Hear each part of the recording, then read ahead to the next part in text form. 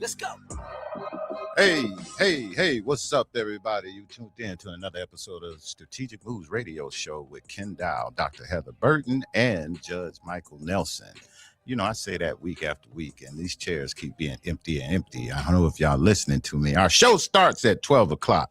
That's what time we need to be out on the line and be ready to rock and roll, because everybody want to hear from us and hear what we got going in this city and what's going on. And people look forward to this show every Tuesday from 12 to 1 o'clock. They love hearing what I got to say. They love hearing what the doc got to say, and they love hearing what Judge have to say. So we're going to make sure we're here every week to give you what you need to get through the rest of this week. So today we're going to get started on our program, and got a few different things we're going to get going on first, because there was a few things that's going on around the city and things of that nature. I want to do a quick shout out because we're going to be making some transitioning with our programming, our name of our show, and a few other things. You know, we've been dibbling and dabbling with this whole social media thing that I do, and I started out with doing the Strategic Moves with Kenn Dowell podcast, which was a podcast, me and Latif. And yeah, it was me and Latif. We just basically got a podcast together. We started out, and I was doing the Strategic Moves podcast in my first studio. We started out there getting things going, bringing in people all around the city and folks that I knew. Went through my, I will use the term Rolodex, and phone book and email list and all of that stuff, to look up some of the people who I had relationships with and that kind of thing, and kind of brought them on the show, and we sat back and talked about various different topics and things of that nature. Kind of outgrew that a little bit, and we were able to then come over to the radio side of things, and we got an opportunity to come here and be a part of the WOVU family here at 95.9. And what I like most about this radio show station and everything is the fact that it's a community-based radio. And even though we may not be reaching millions and millions and millions all across the state and all of that, I think the people that we do reach and the people who do take the time to listen to us every week, we appreciate you guys listening to not just my show, but all the shows here on WOVU, because community radio is very important. Community Black media is very, very, very important these days. And it's important that we continue to have Black media. So in that, I decided, and we moved our station from one spot to another. We went to a bigger spot. Now we're in about 3,500 square feet, downtown Cleveland. Got a very beautiful view of the lake and everything that we got from there. We're part of a development that's happening downtown Cleveland. So we got some really good growth that we got going there. So I'm very happy about what's going on right now with the growth of what's happening with that. We're going to be part of a development of a new hotel that's going to be down there. And we're going to be a part of that development as well. So with that being the case, I said all of that to go around about to say that we're doing some new things. And one of the new things that we're doing is we added on shows. We added on Dr. Burton shows, Sanctified in Stilettos. We added on Joe Little with A1 Conversations. We dibbled and dabbled with a food show that we were dealing with, and we're going to hear more about that that's coming up as well. And then I was putting out these Substacks every week. I was doing quite a few of them. When I first got started, I was gung-ho. I had a lot I wanted to talk about. I was pumping out about 3 of those a week. And now I got to the point that after start putting those newsletters out to the public and people getting opportunity to take those in, I found that there was a void here. And that void in our community is in several ways, in several parts, I would put. One is when we talk about media, there is the fact that there is no real Black media out there. And I'm going to just state it. The Calling Post newspaper is still out there to some degree. But when we talk about Black media, a source that is giving out information that people in our community can get an opportunity to look at, get information from, and be able to build from, our community basically just doesn't have that type of situation in these days that we can depend on, at least from my standpoint. And I'm only going to speak from my standpoint. And I tell people, if you don't like what's going on, I don't complain about it. I'm one of those people who try to do something about it. So what I decided to do was I said, you know what? We're going to start our own little news. It's not I don't want to call it a newspaper, because if it's a newspaper, that means we running around trying to get news articles and that kind of thing. And I don't want to do that. I didn't want it to make it a tabloid, because we're not going out getting tabloid stories on people. So I'm just going to continue to make it an extension of everything that we're doing. And it's going to be just a newsletter that comes out every twice a month, that you'll be able to get information about various things that's going on in the community, as well as what's going on in the country. And I got several people who are going to be helping me put that together. I got several writers who are going to be writing. This will be a tool that if you, the public, ever wanted to give an opinion on something that's going on that you want to be heard, you'll be able to go there and leave those comments, and we'll be able to print those as well. I'm hoping that we can get this going on a weekly basis, but twice a week, twice a month right now is what we're shooting for. And the name of our new publication and the name of this radio show starting, we're going to do a big kickoff and everything. It's going to be called realpower.tv. And if you go online and you put in realpower.tv, you can go to our website, and that's going to be the place where you're going to get information. We're going to have very different people writing. All of our shows that we do, our podcast, and all of that information will be on that website. I get so many people who wants to be a part of some of the stuff we're doing, but some of the things they say is like, hey, man, how do you register? I registered for this. I did that. They want me to pay for this. They want me to pay for that. So I put it all together in one spot, where if you want to hear information about Judge Nelson and what he has to say in the world, you'll be able to see his articles and things that he wrote there. Also catch him on any of these podcasts that we're doing. Dr. Burton, all her shows and everything she's doing is going to be on that website. All the shows from this radio show. And if you're watching us live now, we're just testing. Everything is embedded beta testing right now. If you want to go to the website, realpower.tv, we should be live on that station there right now as well. So if you want to go on there and just see what we're doing, instead of trying to find us on all these various different channels, you'll be able to find us right there. So realpower.tv is what we're going to be moving forward. You'll hear more about that, and we're going to change our name and some things coming up in the future. You'll see more information about that. One other thing I want to mention while I'm on the roll here is we have an event coming up May 22nd, and that's a Saturday, and it's going to be over at 88th and St. Clair, Garden View Hill. This event is called Freedom Summer 2026. It's a thing that we're putting together to celebrate the right of freedom of speech, freedom of expression. It's going to be a festival that starts from 12 o'clock to 6 o'clock. We're going to be doing a couple of podcasts out there too. We got 3 of them going. We're going to have myself and Fred Ward. We're going to sit down, and that's really good to us because that's a community that we grew up in, and both of us ran the streets over there in that community during our time of being young. And right now we're both doing several different things that we never started out doing. And it'll be just a full circle moment for us to be able to sit there and podcast and talk the talk that we're going to be saying on that day. We have another young lady by the name of Santana Says, and she's going to be there also. She's going to be doing her podcast up there on that day. We're going to also have a guy that we're bringing in. BKA Watts is going to be interviewing a gentleman by the name of Derek Grace. Anybody, if you check him out on the internet, and he's a young influencer that's going around doing various different things. He does a lot of good things to try to help African-American men and people to that regard to become a part of society.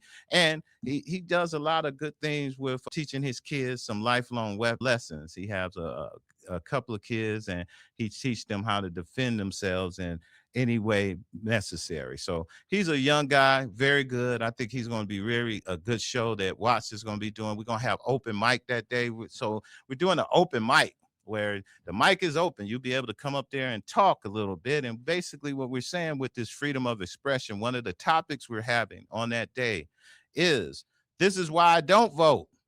It's a pledge, a montage to why I don't vote. We want you to get up there, get on the microphone. Hey, look who's here.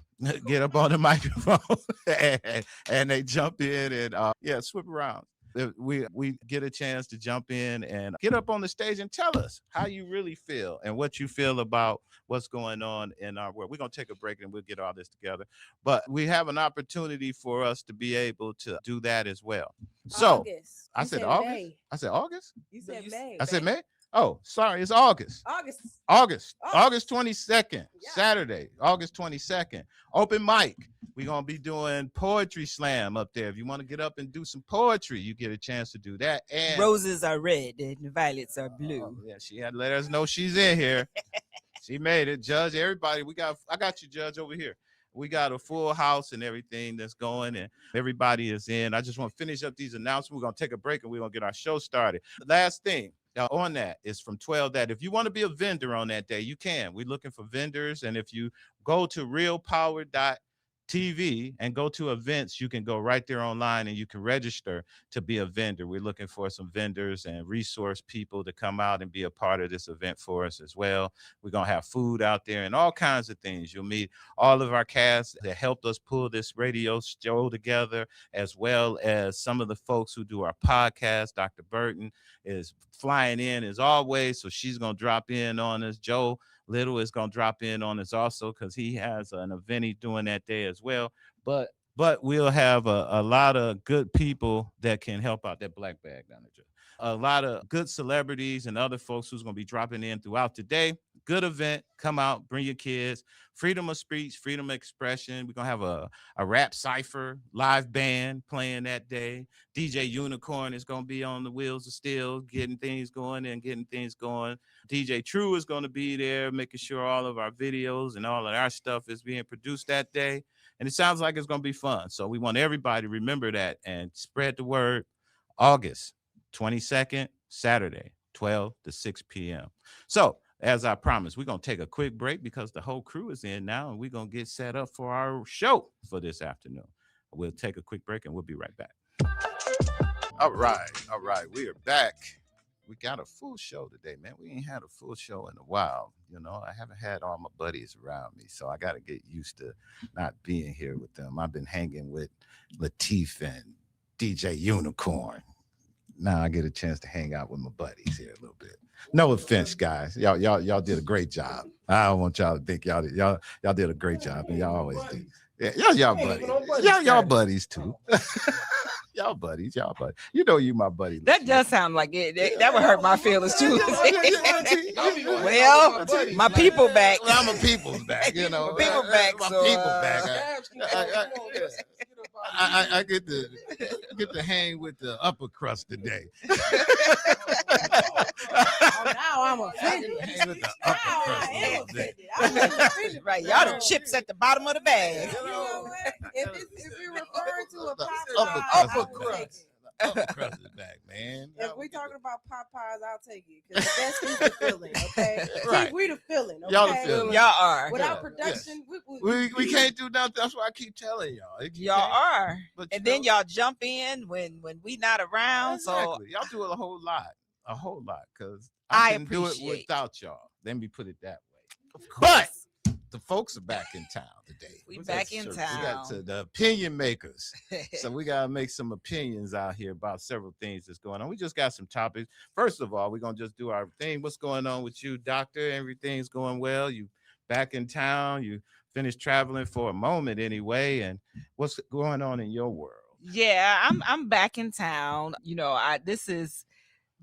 I have been getting engagements on promoting student success in historically Black spaces. I thought you were getting engaged. Yeah, you know what? That's what I was thinking. The same thing. I was like, I what? just got How engaged. many engagements you got? I Jesus. know. No, you not doing the it big, engaged, but but the engagements. Okay. Engagement ring. Right, a whole shoe of engagement rings that are in the closet. No, I have been promoting student success in historic Black spaces, and getting that, doing different things with that, as well as just being out. But the big thing has been caregiving, and that's the big thing that has been taking my time and a toll on my time is caregiving. And mama come first. So no matter what's happening around me and what's going on, I'm going to drop that for mama. That's the big thing that has been taken. And a shout out to all the caregivers, to all the caregivers And what I will say, especially because of me dealing with that now and having dealt with that with my dad in 2007, 2005 through 7, is take care of yourself. That's right. Yeah, That's take care of yourself. The last week I have been sleep deprived. So today, that's right. That's why I'm a little late today. Yep. You got you some sleep? I did. I went to bed last night at 11 and didn't wake up till 9 this morning. You know, I do stuff like that, and I'll be proud when it's 9 o'clock, and I wake up and be like, whoa, finally, it's 9 o'clock, good. You know, these couple of nights of being at the hospital and not sleeping have been a thing. Yeah. But let me join in on that because I'm sharing that. Yep, and, you are. You know, a lot of things that I used to do. I used to be out and about all the time. But this weekend, I did 0. I went to church, took my mother to church, took her to eat up at the Pinecrest, and that was it. My little red cars did not move, and I didn't even drive. My daughter picked us up and took us. So I did not. You had move. your mom and your That's right. Your rock. You stuffed mom in a little car. She can fit in both of them, but I didn't move either one of them. Okay. And so I didn't do a single thing. You know, I didn't go to the golf course, none of that. So it requires changes and adjustments. It does. And, you know, fortunately, I have family support and neighbor support, which allows me to take care of my business. But it is a different thing. And you have to now, as a caregiver, you have to take care of yourself, too. Yep. And one of the things that I have not adjusted to is getting rest because I was used to being up late. Now, I need to go to bed earlier, but I need to sleep lighter so my ears can hear anything that's going on. You know, something changes. But it's a different world. And I applaud all of you who have been down this road. And we always, you know, maybe that should be a program we need to do. That's what I was just thinking. I think I'm going to do this show on Sanctified and Stilettos for us to focus on that subject matter of caregiving. Because one thing I haven't done is mastered eating. So my eating habit, like this week, I've had no appetite really, and so trying to fit in eating, making myself eat, those sort part of the things. health part of that. Exactly. And you have to have patience too. Oh yes, you do.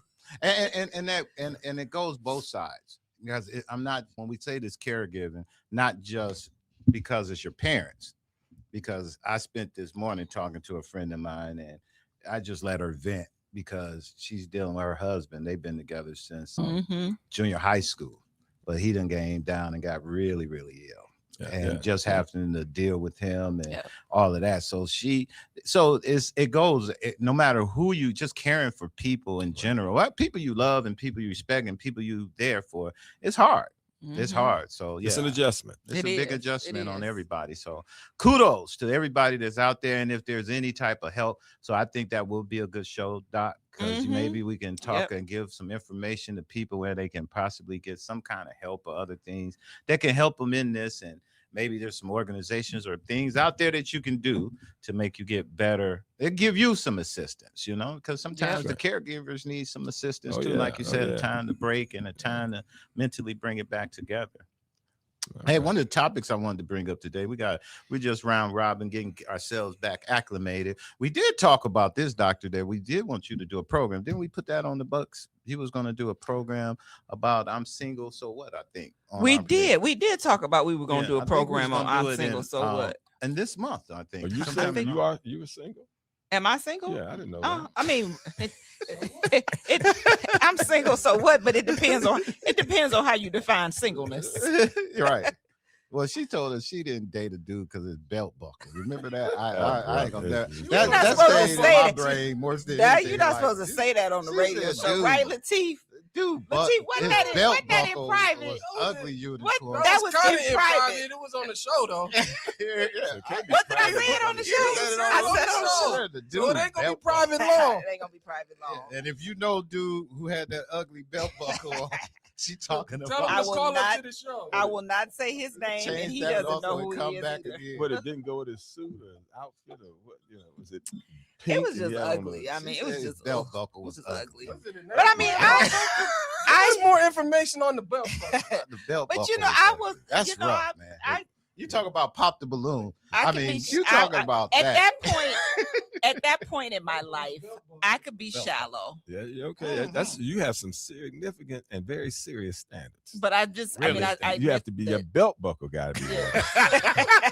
I never known a guy to be turned down for his belt buckle. I never knew the belt buckle was out of line. But it was more than just the belt buckle. But the belt buckle was it was the eye thing that drew Wasn't me his to teeth? that. It wasn't his teeth or his Uh-uh. hair. I didn't say the Belt shirt was buckle. messed up, the pants, shoes was good. It was that, the whole belt, like the that belt thing, buckle. just I kind better of. make sure my May- stuff is. may I I better make ask sure a my stuff is question? tight, man. Look at my May belt. I ask a question? See how this is just gone. I was like 20. wondering. Okay. When you said a statement just now that kind of sparked my curiosity, though. I mean, You being shallow. Yeah, you said being older now, you have the right to be shallow. No, I said when I can admit I used to be shallow. Oh, I misheard. Yeah. That's why I was confused. Yeah, no. I thought it was the other way around. You can't be No. choosy. I am not right now. You said I can't be choosy. You're right, Uni. Because right now I just want to make sure you got benefits and teeth. Wow. Yeah, boy. Jesus. So the belt buckle's off the table. You can have a belt buckle. you as big gotta as have Texas, Ugly huh? belt buckles. Just You some gotta teeth have more than that. But and no. what is the teeth in a retirement? I think You it's might more get it. quality, but then you have to see it's a whole story. When we talk about the whole show, I'm single, so what? There's so much more to Yeah, I hope just so. that than when we talk about just a belt buckle. It was also a time where I was someone who didn't want to get married. Mm. You use So- that as an excuse. So I would Yeah, she probably was feeling husband vibes when he came in and just Right. like, I gotta come up with something. right The like belt your belt buckle is your belt buckle is too commitment. Oh my God, that's like commitment. Woo, that looked like that's a commitment right I there. want to get married, belt buckle. All right, we got Hold that. on, all right, let's move on to another topic because this one is serious, and I know both of y'all. I've been waiting to talk to y'all about this, and I had to go down to Tennessee and bury a cousin, and so my daughter and my son and my wife and my sister, we all was riding, and topic came up that made me think about you guys today, and we were on the way down there. They were talking about what happened at Howard University. When Howard University ended up telling students or kicking students out because of a balance that was owed to them during their getting stayed and their part of their tuition money that was needed. A lot of that had to do with the fact that some of the students and people said at that particular time that it was because they were stuck in between. And you guys, and I know doctors, many PhDs and things you got, understanding how you have to manipulate that system and getting ready to pay for school. Sometimes there's a little stall in between. But during that time, it's like Howard took upon themselves to tell people they had to leave, and they was trying to put them out. So what you got on that, Doc? Oh, well, go ahead. Either you guys. Oh, I didn't know if the judge was on, sir. Well, you know, I've served on the Board of Trustees of Central State and president of the foundation. And one thing, HBCUs have traditionally had a mission of trying to help, and they even do it when they can't afford to help. And because, and Howard, of course, being a private school, but let's stretch it out to public HBCUs or private HBCUs that don't have significant endowments. You got to pay your bills. And HBCUs have carried students as part of their mission. But in this new environment where grants are being cut, federal support is being cut, state support is being cut, we have a fool in Ohio running for governor who wants to close some schools. The resources that were available in the past and the fact that schools could be patient in getting money, those things don't happen anymore. And in fact, one university, one state is looking at a university who because they had not kept up with their invoices and their receivables, has sanctioned that school. And see, when they talk about schools not meeting their budget requirements, a lot of that is a result of those universities actually extending credit beyond what is reasonable. And it comes back to haunt them. And it hits them in the news, because when it hits them in the news, you don't hear about, well, we carried these students for X number of semesters. All they hear is that we've kicked them out of school. Yeah. And I think that's the thing, is understanding, as you said, the news is reporting one thing, and I'm not saying it's right or wrong, but understanding funding systems. And these funding systems for higher education have been hit from so many directions that, as Judge was just saying, and I don't want to speak out of turn in terms of what's happened at Howard, because I would really need to know everything when you talk about financial aid, but when you talk about payment, what took place with these students that they were actually unenrolled. Was it 2-3 semesters of not paying, which caused this final unenrollment because they hadn't paid, or they didn't pay for last year's fees and this well, year's... they said that the school sent out notices explaining to them that, you know, these fees were due. And, you know, they always send out their notice. You got to pay your fee by such and such a date.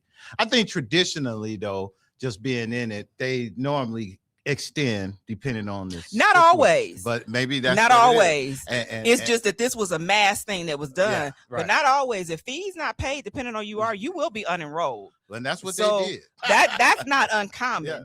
I think what is uncommon is that it was that type of mass unenrollment that it affected so many students. But as Judge said, you know, we were in a time where you could get student loans, you could get grants, you had these things that were supplementing your education, that even if you didn't have this paid, you had that. But when you're talking about HBCUs and the money that students actually get through financial aid or scholarship dollars is a lot less when you go into other state schools and other institutions. And so that creates that inability to pay fees.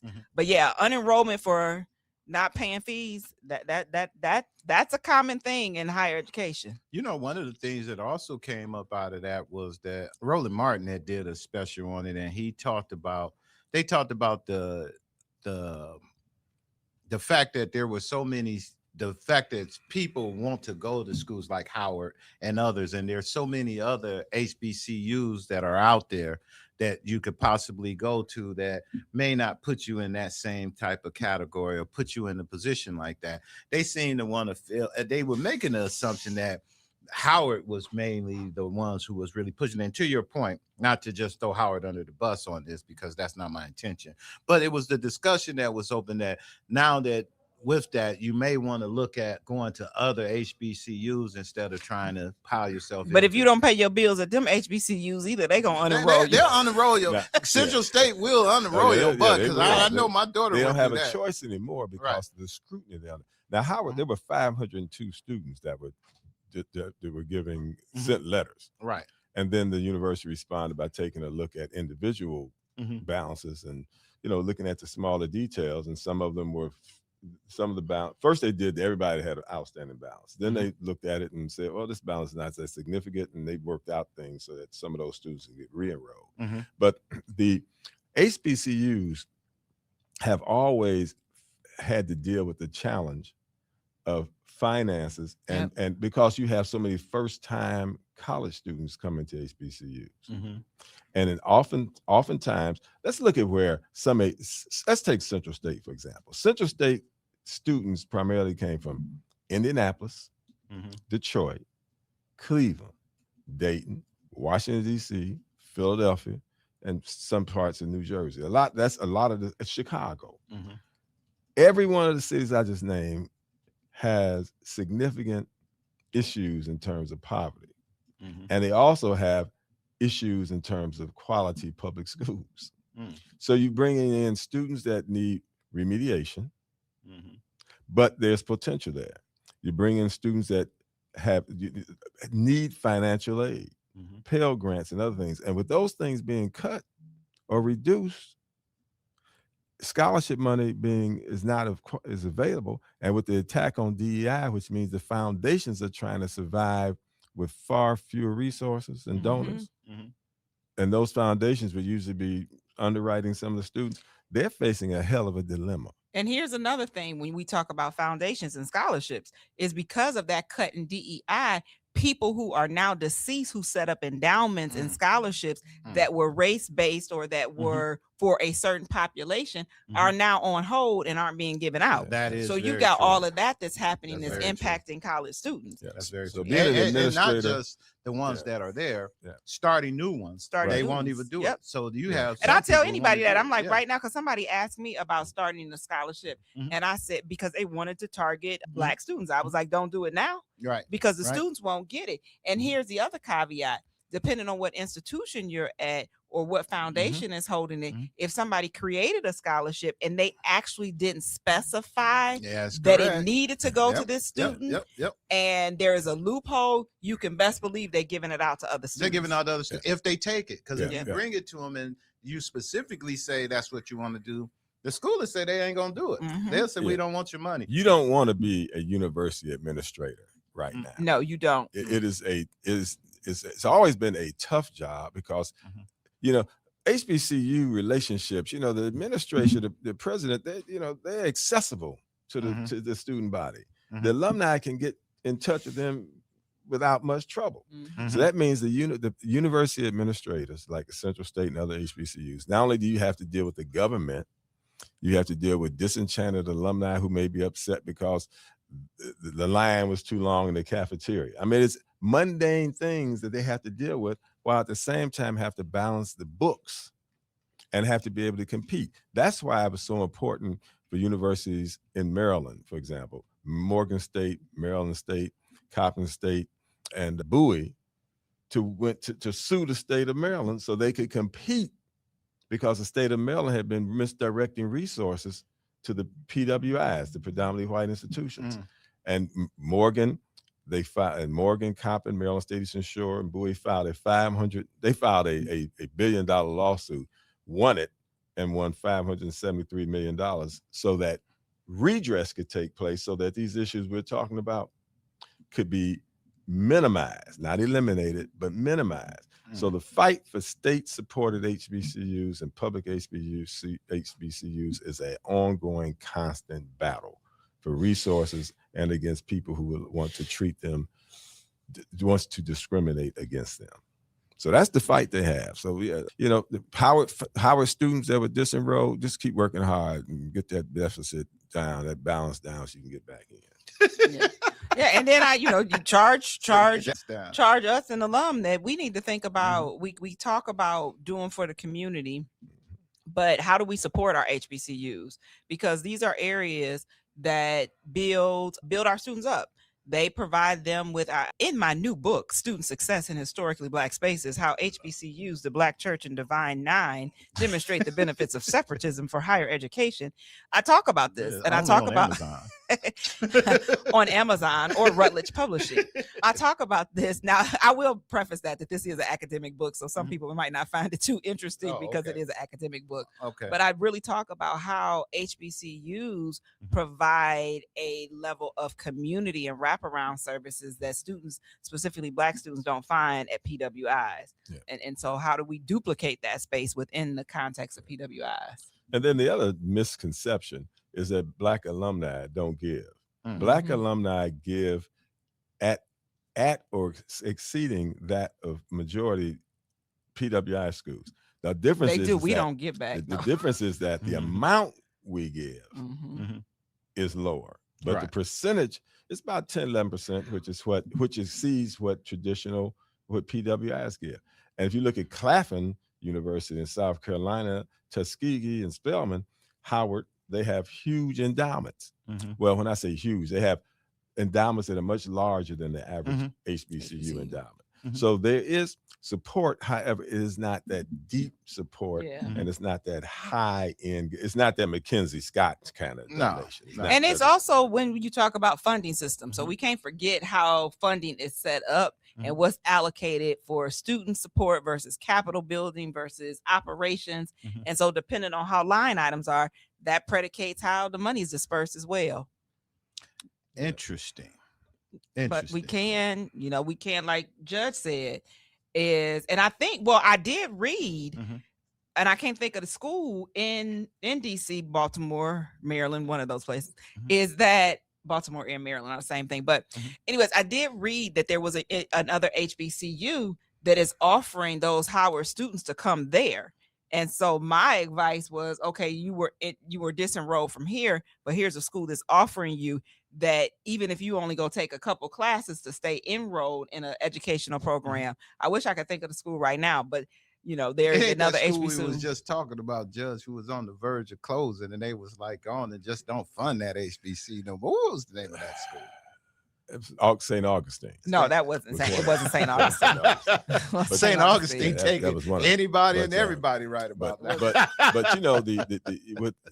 the challenge to HBCUs has always been who our student population, not the intelligence or the grade point average. It's the fact that they come out of communities that are really working from deficits.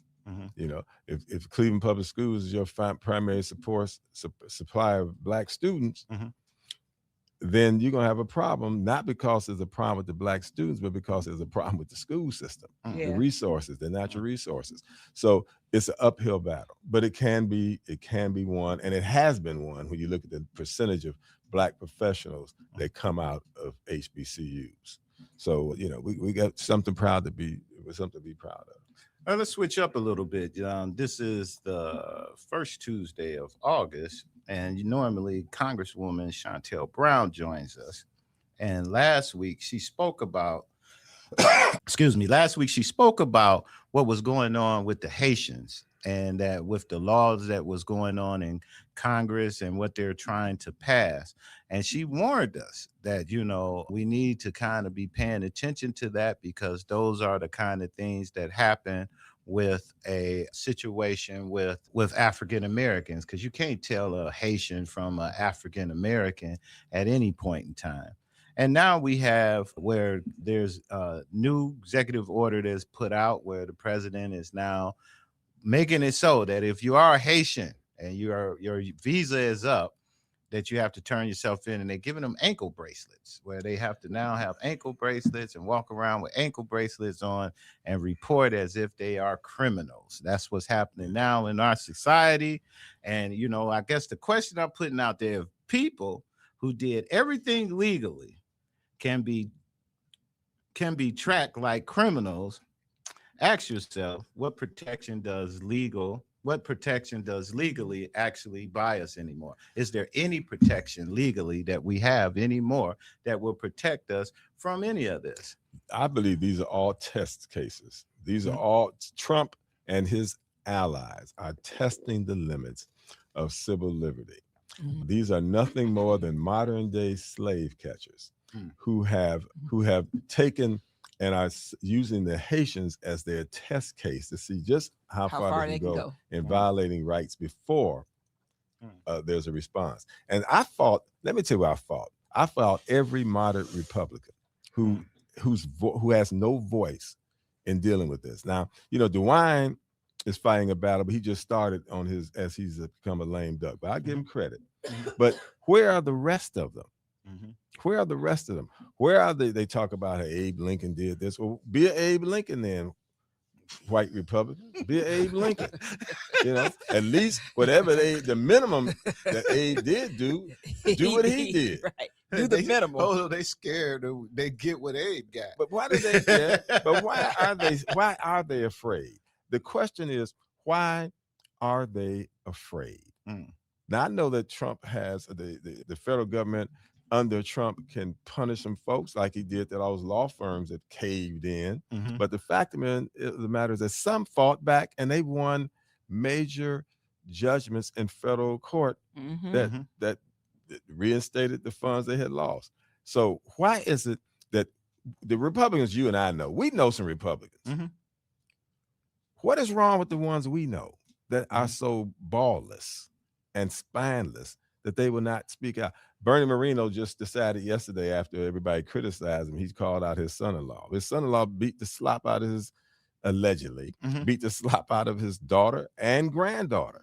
And now, so after we criticize him, he now decides to get a backbone and say, "Oh, he should be out of Congress." But that was over a year ago. Yeah, and he only want to criticize now because you up against it's election time. It's election time. Come on, Bernie, go somewhere. Bernie Car salesman. go somewhere. No backbone. But I look at our other friends, the other people we know.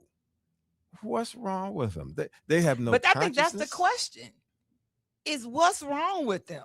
You know what's wrong with them, doctor. Go and tell them what's wrong with them. Well, they practice racist ideology. That's what's wrong with them.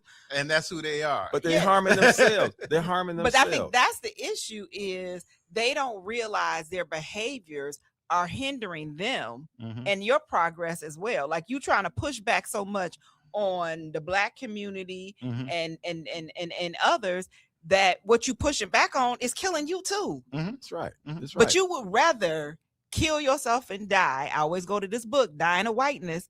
You would rather kill yourself and die than to support what is right. And I use that language. And we know very often that it's hard to find one answer when you're dealing with humans. Right. That's the whole idea of public administration, that there is no one right answer.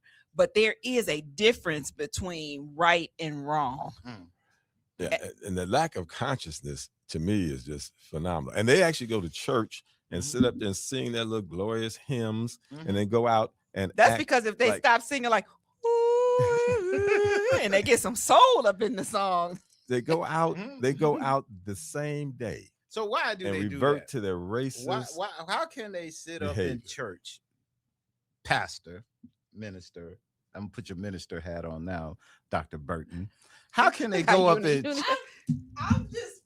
I'm just appalled that this is a question. We're talking about a nation of people that would go to church and have picnics with our dead bodies hanging above them, eating and enjoying themselves. Yeah, that's what I was gonna say. I mean, but here's the thing: we've got to understand that Christianity, in the sense of white supremacy, was used as a justification for discrimination, racism, haterism, and everything else. And so, if you've used that and you continue to believe those things and the justifying of the passages you want to pick out, the scriptures that you want to use for your justification, you fall in line with that. But it's also brainwashing. Severe brainwashing. It's severe brainwashing into one believing that whiteness is right, that normalized white supremacy, racism is right.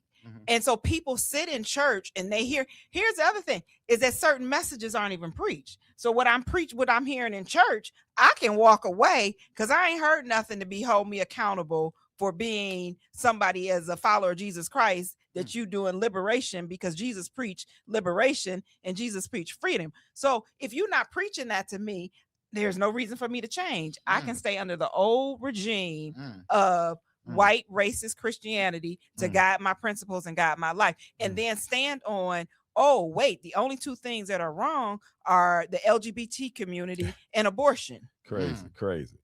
Yeah. And the other thing, if you look at lynching, pictures of lynches, and you see the body of a Black person hanging from the tree, and you see the kids looking at it with such indifference, they would have more compassion if there was a dog hanging from that tree. It just goes. Well, to your think mindset. about this: the Humane Society had rights before we did as Black people. It's crazy, man. I think the Humane Society was founded in like 18 something. So if the Humane Society is founded in 1800s before Black people even got freedom, that speaks volumes to where your allegiance lies, where your compassion lies, where your belief about Black folks being human and actually being human stands. And I was going to say this too, is that this is what happens also within the realm of Christianity, is that people, they justify wrong through the Bible verses that they find, or they find a portion of a Bible verse to use for them.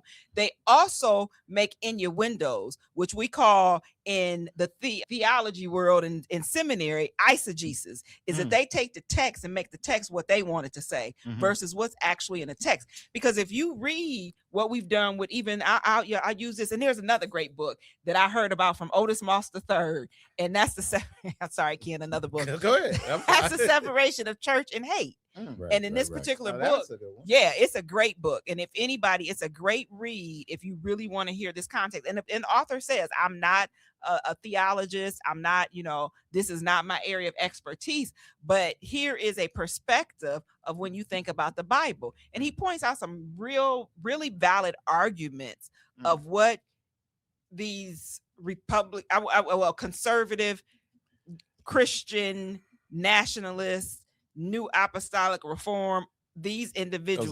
Those are all titles that are just too nice to describe. The white supremacist. I was getting to them. Racists. I wasn't gonna call them that. That's what they are. I wasn't gonna say that, Judge. But the judge said that. The judge said that on the radio. But nice Judge thought we was doing just the podcast, but we are on the radio. Hey, he's a retired judge. So sometimes y'all gotta understand, Judge. But we need a little older guy here. We have got to challenge these people. We have got to challenge the word conservative. They just have perverted it. Yeah, they have. Just I can't take it no more. They just perverted the word. And I think that we have got to challenge them where they develop this lack of consciousness. We got to put consciousness in front of them and say, how can you do and think the way you think? And then go home and raise your kids. You ought to do that. But I know what Uni said. I mean, Doctor, you ought to what is it, church and hate? The separation of church and hate. You should summarize that for us on one of the shows, and we do a show on that one. You know, to encourage people to check it out, and we should talk about that. I imagine that had a whole lot of good things in it. Well, it did. Just like it's hard for Christians to some folk to believe that King James was the first Bible that was translated into English. Mm-hmm. So you got the Ethiopian and Geneva Bible before the King James version, but people want to stand on old King James, and King James had his issues. Wasn't he? I was say King James had a whole lot of issues. Yeah, that's right. And he just happened to be interpreted. His it's like Donald Trump, right? And saying he didn't interpret the book. He said one of his fools, "Hey, look, interpret this so it can sound." And put my name, put my name on it. Put my name on it. And call it after me. Mm-hmm. So we have got to get in front of the racists, and we got to sit them down, look them dead in the eye, and say, "How in the hell your brain becomes so fried that you now think the way you think?" See, and I'm talking about because they always have thought that way. But you got to challenge that thought. Oh, I agree. Up front, but sometimes it is exhausting. Because sometimes, they need a missionary. See, the churches in the United States somebody needs to come from where they are, and this is the mission field. Yeah, this is the right. Ohio and the United States is a Christians mission field. Are the mission field. Yep, they need to be redeemed, fixed, and corrected because they lost the vision of what Christianity is. You say Ohio. I'm saying that the American general, the whole country, but Ohio too. Ohio was rural Ohio is a strong Christian state. Oh, well, listen, when we went to Clarksville, Tennessee, and we got an Airbnb. We pulled in there. It was night. So when we pulled in there, it was probably about, I think we got there around about, I would say about 10 o'clock, 9:30, 10 o'clock. But when we pulled into the Airbnb, got in there, it was looked like a regular neighborhood, no problems, this and this and that. But then the next morning when we woke up and got out of the place, getting ready to leave out, I look at the neighbor, big old Donald Trump sign on the front porch. And what trips me out about the Donald Trump people is they don't have like a regular yard sign. They always got to have these 8-foot banners, man. I mean, the banner took over the whole huge front porch. And this is right next door to where we were at. What that tells you is they have a billboard saying, "I am a racist." Right. And I know when they looked at us, I hate everybody who ain't white. And so that put me on straight paranoid. We got another conversation that we have to have one day, though, because I ran into someone this weekend, a black male, who wanted to justify to me his support for Trump because of his tax break.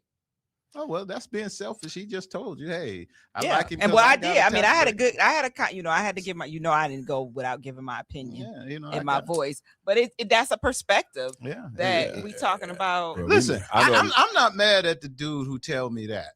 When I'm mad at the person who trying to explain the fact that, well, I don't think he should, but I understand him a little bit better than the fools. I don't, because now you've just again gone to this individualistic mindset. Okay. And you forgot. And like I told him, I said, yeah, you got a tax bracket that you looking at, but you looking at me now of somebody who lost their job because of him. So how do we handle this? Well, people tax break. He wasn't ready for that. No, he wasn't.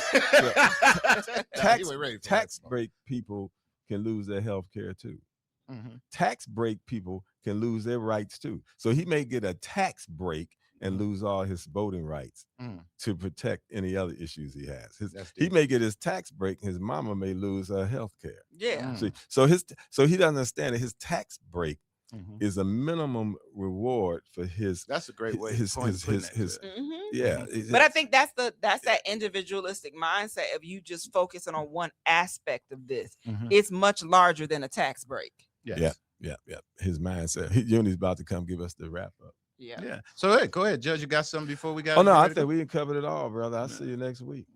I'll see you next week. I think we had our time. If you want, pick up a copy of Student Success in Historically Black Spaces. That's the book for today, as well as Separation of Church and Hate. All right. Separation of Church and Hate. Right. Did he talk about that at the banquet? Did you go to the NAACP? I didn't go to NAACP, but he talked about it at another conference I was at. No, he didn't talk about that particular book. He was dynamic.